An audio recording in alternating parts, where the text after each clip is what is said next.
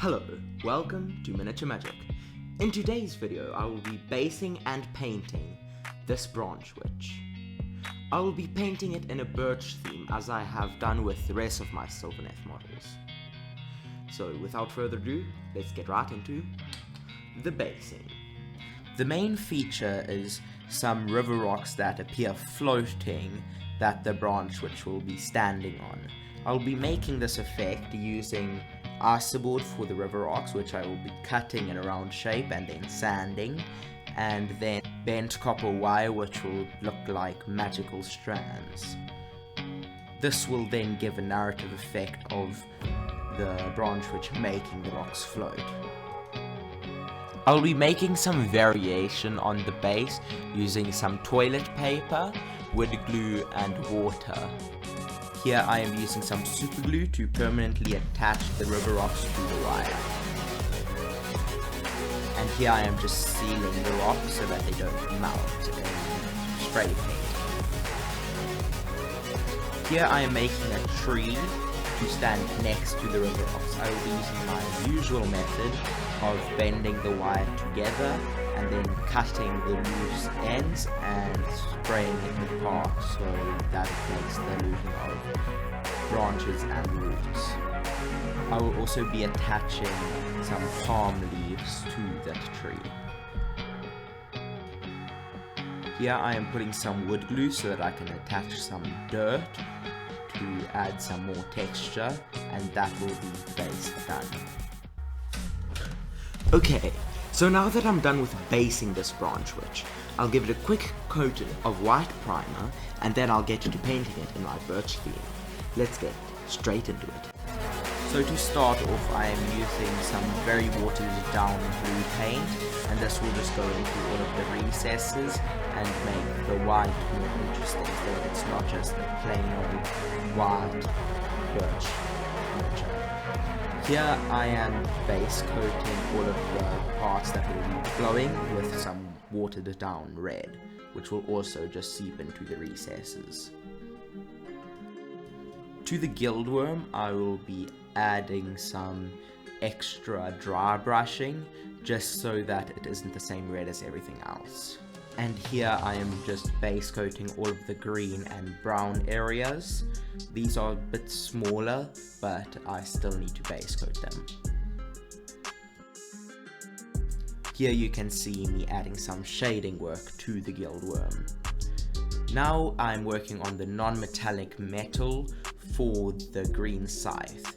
So this method is quite complicated to explain in such a short video, but basically I'm adding highlights and shadows in a way that it will make it look like it's a metallic object when it is not. It's quite a bit harder to do actually with something like green than just a normal grayscale. That will give you effects like silver.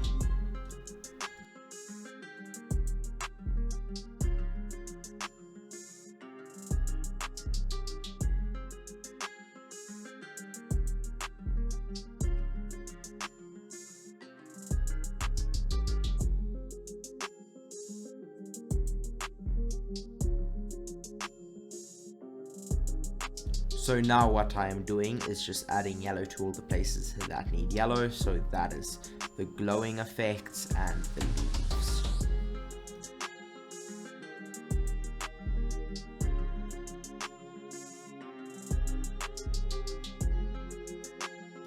Here I am adding some shading to the wooden scythe, which I want to look like birch wood, so the birch wood you find under, which is quite a pale wood. So now I am going to be working on getting some highlights into the actual bark of the Branchwych. So that will be using plain white, and which is watered down of course, and that will be overlaying the blue, leaving blue shadows and white highlights. But since it is watered down, it will all have a bit of a bluish tone to it. Here I am just working on some more of the glowing effects. Now moving on to the gildworm, I am just dry brushing it with a very light dry brush to get all of the top edges to be white. And then also I will be recess shading that bottom part with brown. Now to move on to the dots or streaks or whatever you want to call it on the birch. I am starting off with a dark brown and just making small lines with that, and then I will be overlaying that with black. And so that brown, first of all, is just if I don't like where a dot is, I can easily cover it up because it's not black, but also it creates a bit of a transition between the black and the white.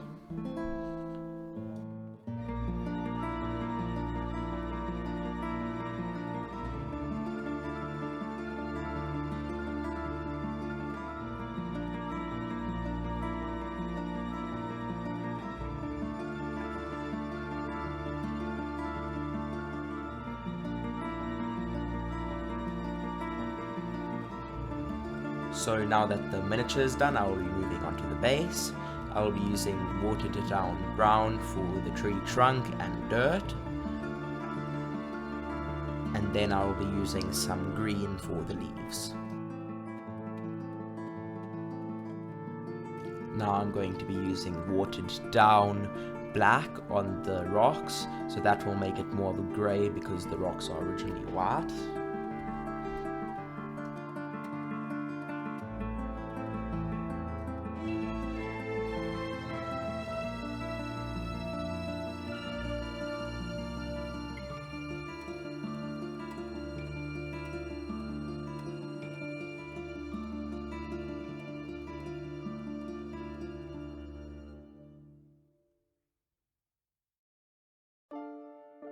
So now I'm creating some variation in the dirt using some very light turquoise blue, and then I will be dry brushing that with a white, more of grey really.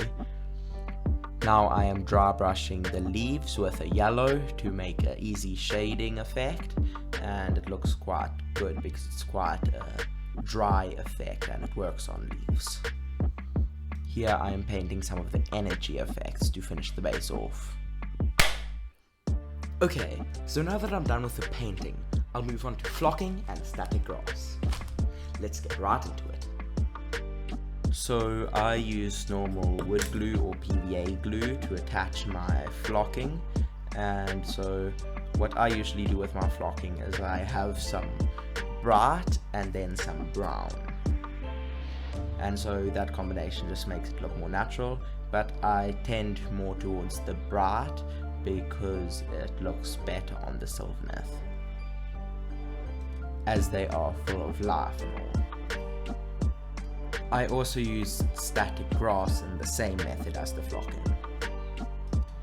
The flocking is going to be going on the ground and also all of the rocks, and then also leaves, etc.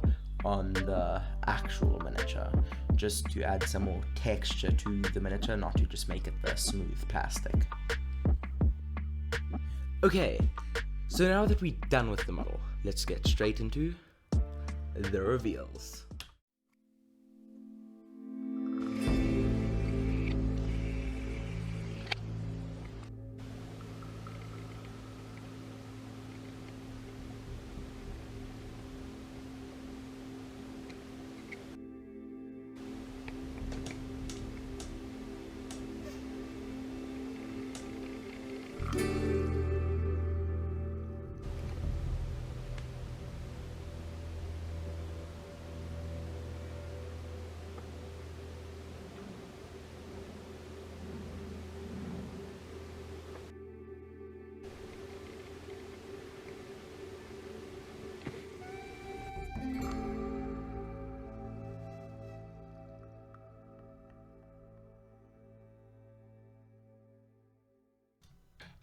Hello, welcome to the end of the video.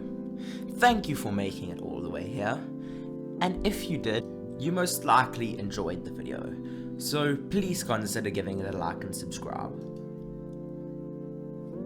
Thank you for all of your support on the last video.